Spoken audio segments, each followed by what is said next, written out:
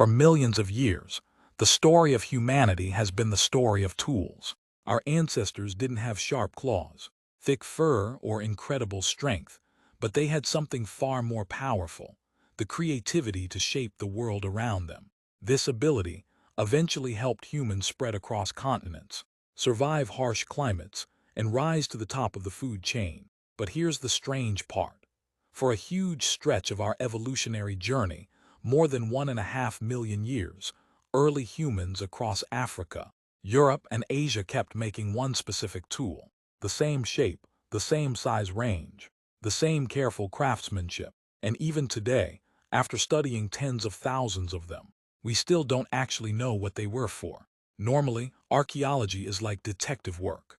When researchers dig up an ancient tool, like the smaller one in our example, they rely on three methods to unlock its purpose. First, they study the shape: a narrow, sharp front paired with a flat back. That hints a lot, maybe something for slicing or cutting. Second, they look for microscopic clues: a bit of old wood resin on the back. That might mean the tool was attached to a handle. Third, they try experimental archaeology, recreating tools from scratch and using them on real materials. One replica tool cut deep into the body of a goat carcass. Yes, archaeologists really do this, when hafted onto a wooden shaft. With all these clues together, the function becomes obvious.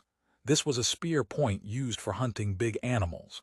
Simple, clean, case closed. So when archaeologists came across the mysterious ancient tool, they naturally tried the same methods.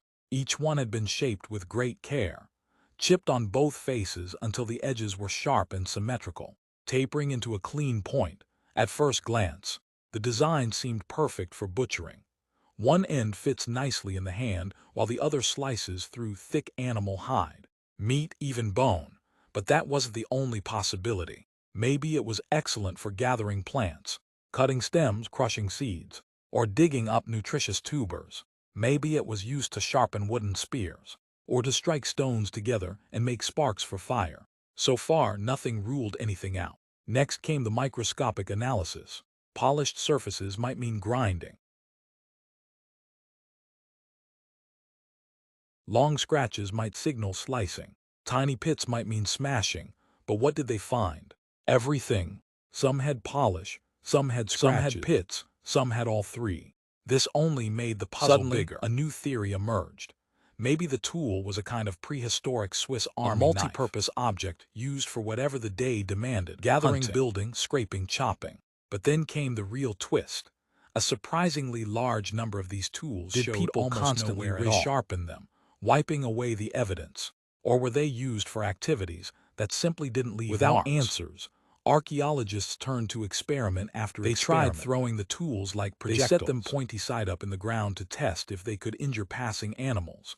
A sort of Stone Age, Home Alone. They explored whether the tool wasn't a tool but rather a core from which smaller, razor-sharp flakes were chipped off as needed. And then ideas stretched further. Maybe these objects held symbolic meaning, tokens of status, even early forms of currency. Maybe they played a role in attracting mates, showcasing skill and craftsmanship. But those theories are almost impossible to test.